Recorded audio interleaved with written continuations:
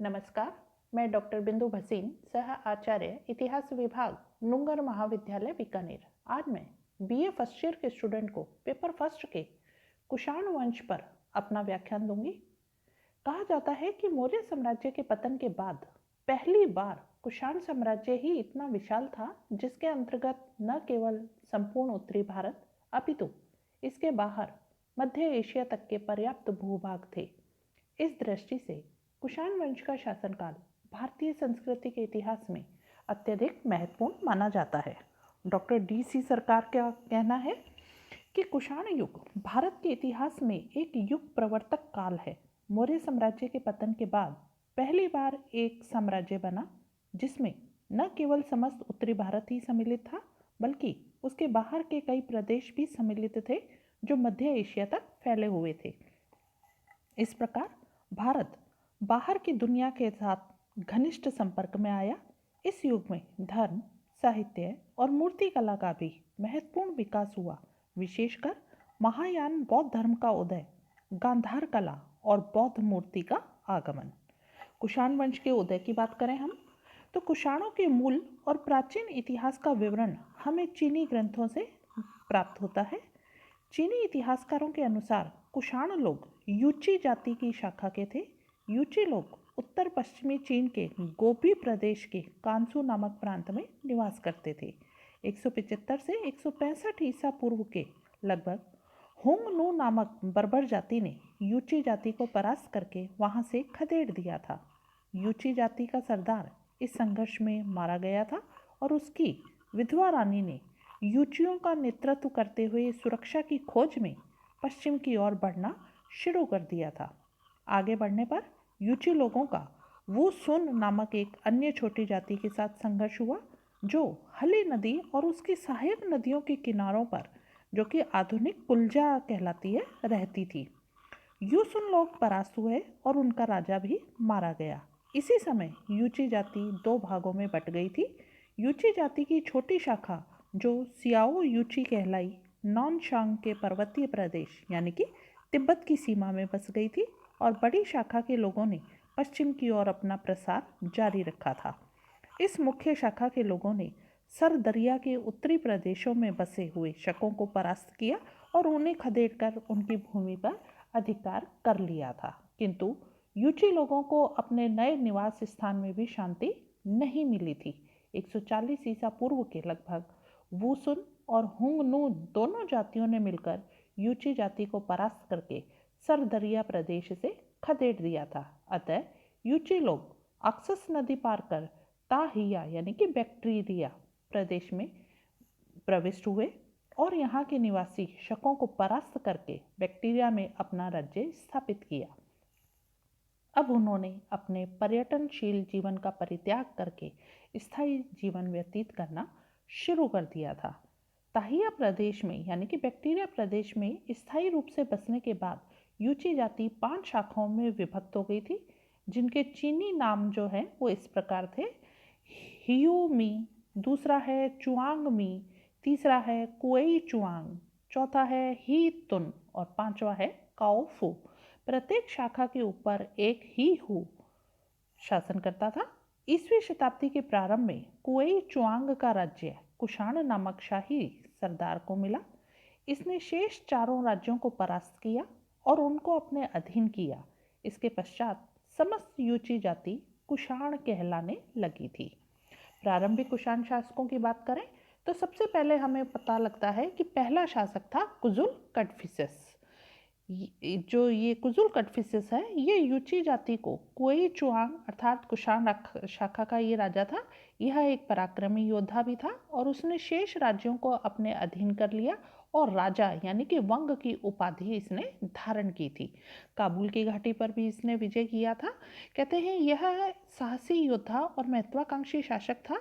इसने कुषाण राज्य का विस्तार ये करना चाहता था, अतः इसने हिंदू कुश को पार कर दक्षिण के प्रदेशों पर आक्रमण किया। चीनी ग्रंथ हाउ हान शू के अनुसार उसने पार्थिया यानी कि आसी पर आक्रमण किया और काओफू यानी कि काबुल, पूता यानी कि उत्तरी कोरिया, कीपिन हिंदू कुश का दक्षिणी भाग पर उसने अधिकार किया। सर्वप्रथम उसने गांडो फार्नीस की मृत्यु के बाद पतन की ओर अग्रसर पर्थिया के प्रदेशों पर अपना आधिपत्य स्थापित किया। उसके बाद उसने काबुल की घाटी, आर्कोशिया, हिंदू कुश के दक्षिणी भाग पर अधिकार किया। काबुल में जिस यूनानी सत्ता का सिक्का जमा हुआ था उसे कुजुल कटफिसिस ने उखाड़ फेंका और अपने पराक्रम का प्रदर्शन किया। काबुल की घाटी में हिंद यूनानी नरेश हर्मियस का राज्य था।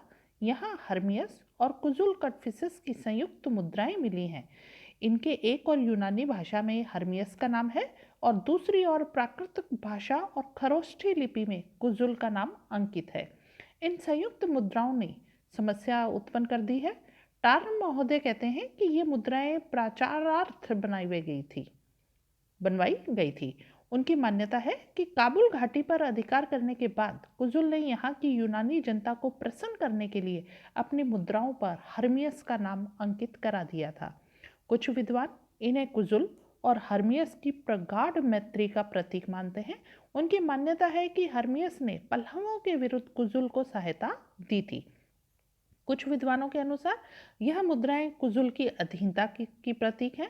उनकी मान्यता है कि हर्मियस स्वतंत्र शासक था और कुजुल उसका अधीनस्थ गवर्नर था। कालांतर में उसने हर्मियस के विरुद्ध विद्रोह करके या उसकी मृत्यु के बाद अपना स्वतंत्र राज्य स्थापित किया था। जो भी हो, काबुल घाटी में ऐसी मुद्राएं भी मिली हैं जिन पर केवल कुजुल का ही नाम है। इससे स्पष्ट होता है कि काबुल घाटी पर कुजुल का अधिकार था। गांधार की बात करें तो कुजुल ने पार्थिया यानी कि पूर्वी गांधार पर आक्रमण करके भारत के पल्लव वंश का विनाश किया था। तक्षशिला में उसकी मुद्राएं भी पाई गई हैं। इससे इस तथ्य की पुष्टि होती है कि गांधार जो है वो कुजुल कुटफिसिस के अधीन था। इसके राज्य विस्तार की बात करें तो इसमें बैक्टीरिया, संपूर्ण अफगानिस्तान, पूर्वी ईरान और गांधार आदि प्रदेश सम्मिलित थे। उपाधियों की बात करें तो यह एक पराक्रमी जैसे योद्धा तो था ही, अतः उसने यूची जाति की परंपरागत छोटी उपाधियों जैसा कि ही हाउ या यवुग को त्याग कर उसने महाराज, राजाधिराज, महंत आदि की उपाधियां धारण की। कुछ मुद्राओं पर उसे सत्य धर्म स्थित भी कहा गया है। इसके शासनकाल की बात करें तो चीनी ग्रंथों के अनुसार 80 वर्ष की आयु में कुजुल कटफिसिस का देहांत हुआ था। उसके शासनकाल की तिथियों के विषय में भी विद्वानों में काफ़ी मतभेद है। डॉक्टर वी ए स्मिथ कहते हैं कि कुजुल कटफिसिस ने 40 ईस्वी से 70 ईस्वी तक राज्य किया, परंतु डॉक्टर आर के मुखर्जी और डॉक्टर डी सी सरकार ने यह विचार प्रकट किया है कि कुजुल ने लगभग 15 ईसा से 65 ईस्वी तक राज्य किया। विम कटफिसिस जो कि इसका पुत्र था, इसके पश्चात सिंहासन पर बैठा। अपने पिता की भांति वह भी एक पराक्रमी योद्धा था। उसने अपने पिता द्वारा स्थापित कुषाण साम्राज्य को और अधिक विस्तृत किया। भारत में कुषाण साम्राज्य की स्थापना का श्रेय जो है वो विम कटफिसिस को ही जाता है। चीनी ग्रंथ हाउ हान शू के अनुसार उसने भारत को जीता, वहाँ अपना गवर्नर नियुक्त किया। विम कटफिसिस के सिक्के जो हैं उत्तरी भारत में बहुतायत में मिलते हैं। ये सिक्के पंजाब से बनारस तक मिलते हैं। इसलिए साधारणतः यह अनुमान लगाया जाता है कि पंजाब से बनारस तक का प्रदेश जो है वो विम कटफिसिस ने अपने अधीन कर लिया था। मथुरा में भी उनकी मुद्राएं प्राप्त हुई हैं।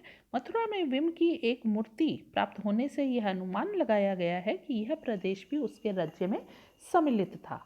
राज्य विस्तार की बात करें तो डॉक्टर विमल चंद्र पांडे के अनुसार विम कटफिसिस ने एक विशाल राज्य की स्थापना की थी जो पार्थिया की सीमा से लेकर मथुरा तक विस्तृत था।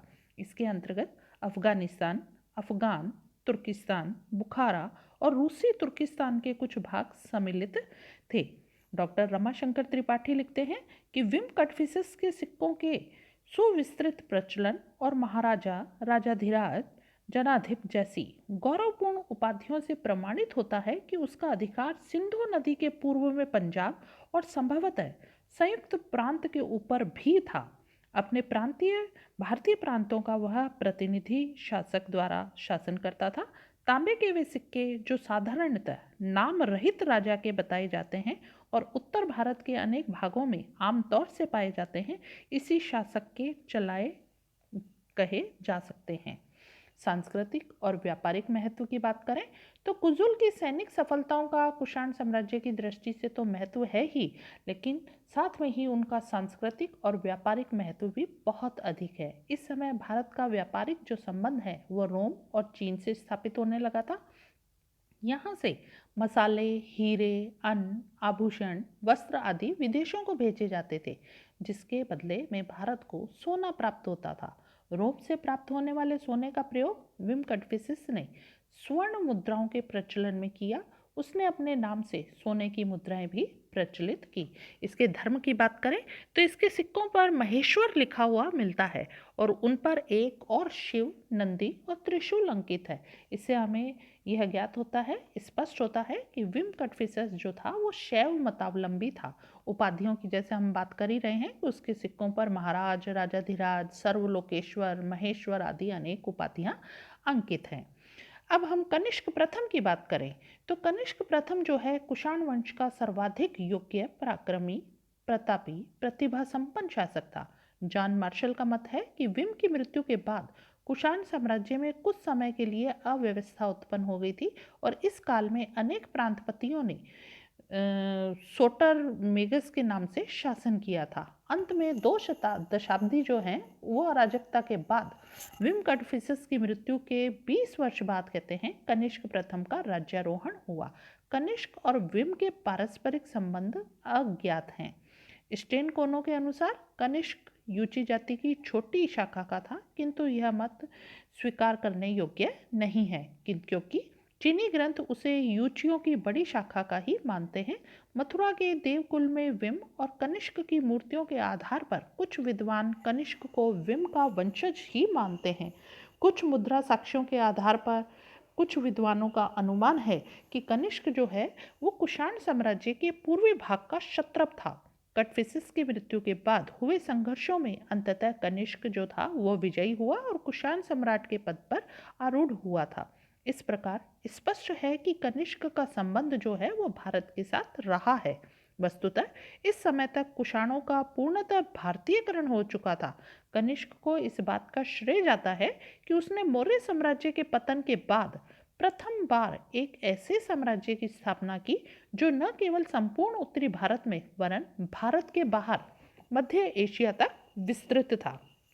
इसके राज्यारोहण की तिथि की बात करें तो हम कह सकते हैं कि ये जो राज्यारोहण की तिथि का निर्धारण की समस्या है प्राचीन भारतीय इतिहास की सर्वाधिक महत्वपूर्ण समस्याओं में से एक है। कनिष्क के राज्यारोहण की तिथि के संबंध में भी विद्वानों के भिन्न भिन्न मत हैं। कोई भी एक मत पर मतलब मान्य नहीं है। एक मत विभिन्न इतिहासकार किसी एक मत को लेकर संतुष्ट नहीं है। डॉक्टर फ्लिट का मत है कि कनिष्क का राज्यारोहण 58 ईसा पूर्व में हुआ था। उनके अनुसार कनिष्क ने दोनों कटफिसस, कुजुल और विम के पूर्व शासन किया था और उसने एक संवत भी चलाया था जो कालांतर में विक्रम संवत कहलाया था। कर्निघम, डाउसन आदि विद्वानों ने भी इस मत का समर्थन किया था, किंतु मार्शल आदि विद्वानों ने अत्यंत तर्कपूर्ण ढंग से इस मत का खंडन किया है। फलतः फ्लिट का मत जो है वो स्वीकार करने योग्य नहीं रहता है। इसके विपरीत डॉक्टर वी.ए. स्मिथ, स्टेन कोनो और मार्शल कनिष्क का राज्यारोहण 125 या 144 ईस्वी मानते हैं, किंतु यह धारणा भी उचित प्रतीत नहीं होती क्योंकि कनिष्क के राज्यकाल में निचली सिंधु घाटी का क्षेत्र जो है वो कुषाण राज्य में सम्मिलित था, जबकि जूनागढ़ अभिलेख के अनुसार 150 ईस्वी में यह भाग रुद्रदामन के अधीन था। इसलिए एक ही साथ एक ही भाग पर दो शासकों का होना संभव नहीं है, अतः यह तिथि भी प्रामाणिक प्रतीत नहीं होती। डॉक्टर रमेश चंद्र मजूमदार ने कनिष्क के राज्यारोहण की तिथि 248 ईस्वी मानी है और इस मत का प्रतिपादन किया था कि इसी वर्ष उसने कलचुरी संवत को भी जन्म दिया था, परंतु चीनी त्रिपिटक से ज्ञात होता है कि 148 से 170 ईस्वी में संग रक्ष कृत मार्ग भूमि सूत्र का अनुवाद किया गया था। ये जो कहते हैं कनिष्क का समकालीन था। इससे प्रकट होता है कि कनिष्क 170 ईसा के पूर्व हुआ होगा, उसके पश्चात नहीं। इसलिए यह तिथि भी अमान्य है। परंतु साक्ष्यों से ज्ञात होता है कि कनिष्क के 100 वर्ष बाद वासुदेव मथुरा पर शासन कर रहा था। यदि हम कनिष्क की तिथि 248 ईस्वी मान लें तो यह मानना पड़ेगा कि उसके 100 वर्ष बाद, यानी कि 248 प्लस 100 अगर करें तो 348 बनता है कि मथुरा पर वासुदेव का राज्य था। किंतु यह भी सत्य नहीं है। क्यों? क्योंकि प्राप्त साक्ष्यों से हमें ज्ञात होता है कि 348 ईस्वी में तो मथुरा पर गुप्तों का शासन था। Doctor R S Tripathi, professor N N Ghosh और doctor R D Banerjee, Hemchandra Ray Chaudhuri, Rapson, Oldenberg, Fergusson आदि विद्वान जो हैं वो कनिष्क की तिथि 78 ईस्वी मानते हैं। उनका मत है कि कनिष्क ने ही 78 ईस्वी में आरंभ हुए शक संवत की स्थापना की थी। डॉक्टर डीसी सरकार कहते हैं कि यदि कनिष्क संवत का समीकरण शक काल के साथ स्वीकार कर लिया जाए, जिसका कि अनेक विद्वान समर्थन भी करते हैं, तो कनिष्क ने 78 ईस्वा से लेकर 101-102 ईस्वी तक शासन किया है। सरकार महोदय का विचार है कि कनिष्क जो है वो कटफिसस द्वितीय के बाद किंतु बहुत बाद नहीं हुआ था, चूंकि कटफिसस द्वितीय का शासनकाल, जिसने अपने पिता के बाद लगभग ईसा की प्रथम शताब्दी के मध्य में सिंहासन हस्तगत किया था, स्थूल रूप से 65 से 70 ईस्वी के मध्य निश्चित किया जाए तो कनिष्क की तिथि को प्रथम शताब्दी के अंतिम चतुर्थांश के बाद नहीं रखा जा सकता। डॉक्टर रमाशंकर त्रिपाठी के अनुसार इस अनंत वाद विवाद के बावजूद भी हमें कनिष्क द्वारा 78 ईस्वी के शक संवत का संचालन सही जान पड़ता है। इसमें कोई संदेह नहीं है कि उसने एक संवत चलाया था, क्योंकि उसकी गणना पद्धति उसके उत्तराधिकारियों द्वारा भी प्रयुक्त हुई थी और उत्तर भारत में प्रचलित हम किसी अन्य संवत को नहीं जानते जिसका प्रारंभ उस दूसरी शताब्दी ईस्वी के प्रथम चरण में हुआ था, जो तिथि कनिष्क के राज्यारोहण के संबंध में दी जाती है।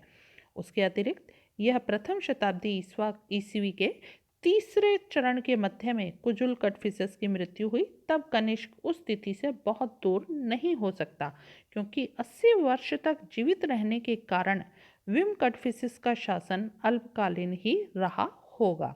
प्रोफेसर एन एन घोष के अनुसार कनिष्क के सिंहासनारोहण की तिथि 78 ईस्वी इसलिए विशेष रूप से मान्य है कि अन्य कारणों के बीच यदि कनिष्क के शासन का प्रारंभ हम दूसरी शताब्दी में रखते हैं तो रुद्रदामन की स्वतंत्र राज सत्ता के लिए, जिसने 130 से 150 ईस्वी में शासन किया, आधार नहीं मिलता है।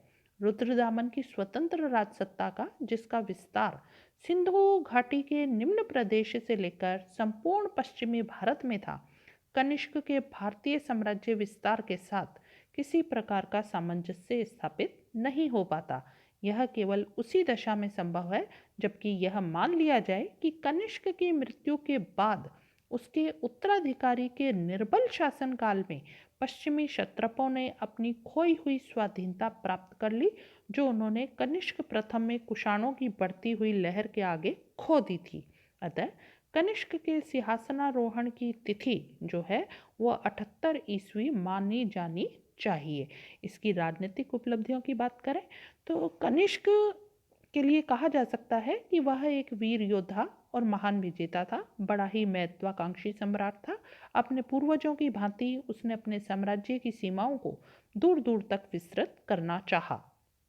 इस दृष्टिकोण से प्रेरित होकर वह जीवन भर युद्धों में ही लगा रहा और अपनी विजयों के द्वारा उसने अपने साम्राज्य की सीमाओं का विस्तार किया।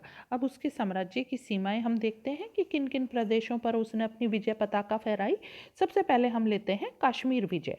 डॉक्टर वी एस स्मिथ लिखते हैं कि सम्राट कनिष्क को अपने शासनकाल के प्रारंभिक वर्षों में ही कश्मीर विजय संपन्न करने का श्रेय दिया जा सकता है। कल्हड़ की राजतरंगिणी जो है उसमें लिखा गया है कि कनिष्क ने कश्मीर जीतकर उस पर शासन किया और श्रीनगर के निकट कनिष्कपुर नामक एक नगर भी बसाया, जो आज भी एक छोटे गांव के रूप में विद्यमान है। इस प्रकार सिद्ध होता है कि कश्मीर जो है कनिष्क के विशाल साम्राज्य का अंग था।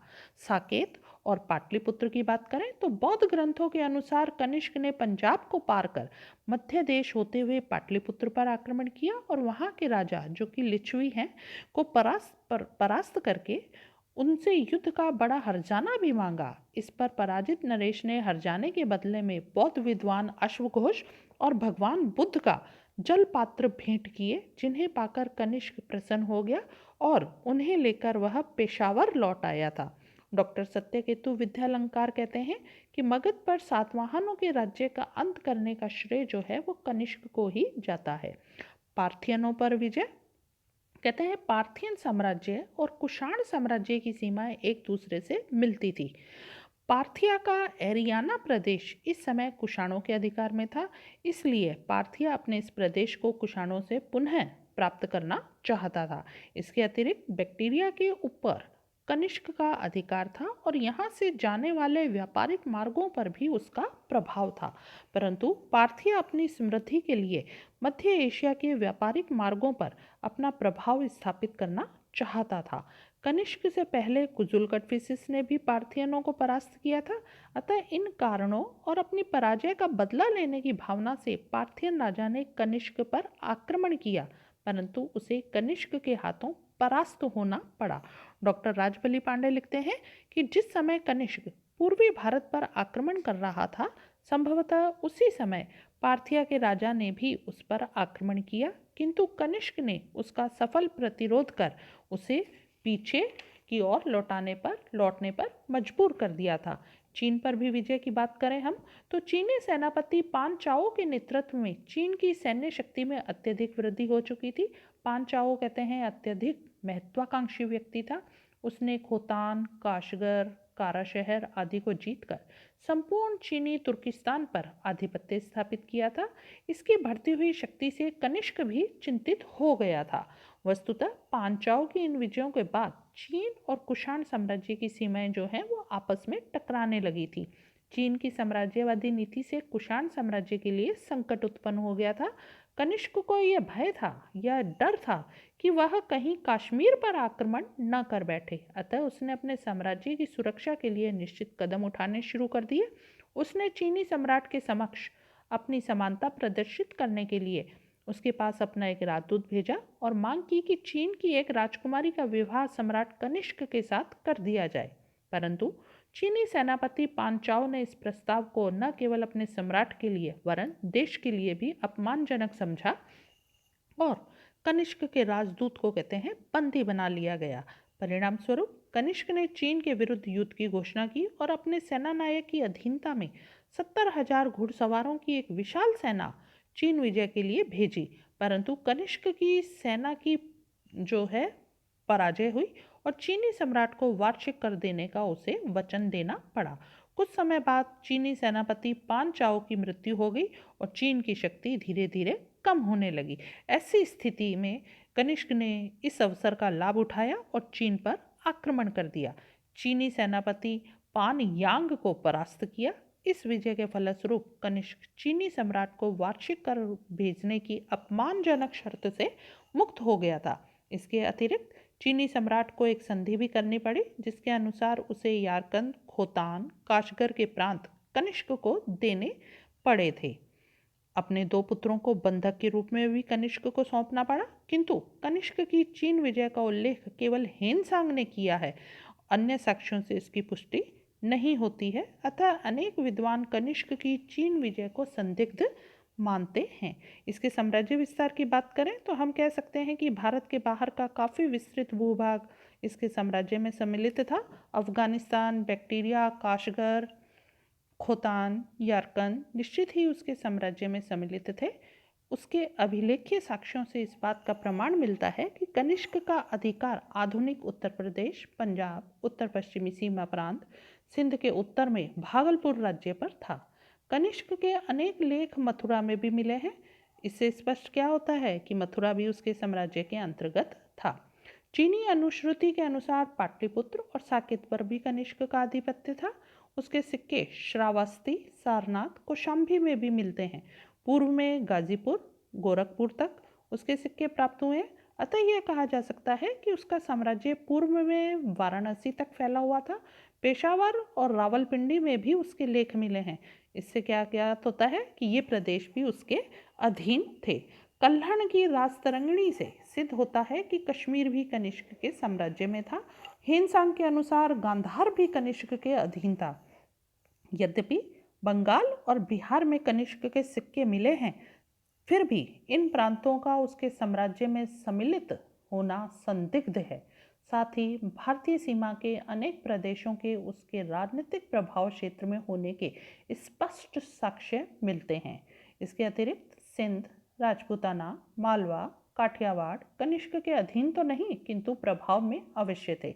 इस प्रकार कनिष्क एक विस्तृत साम्राज्य का स्वामी था। डॉक्टर विमल चंद्र पांडे का कथन है कि कनिष्क का राज्य मध्य एशिया से सारनाथ तक अवश्य विस्तृत था और इस विशाल साम्राज्य की राजधानी पुरुषपुर थी। धन्यवाद।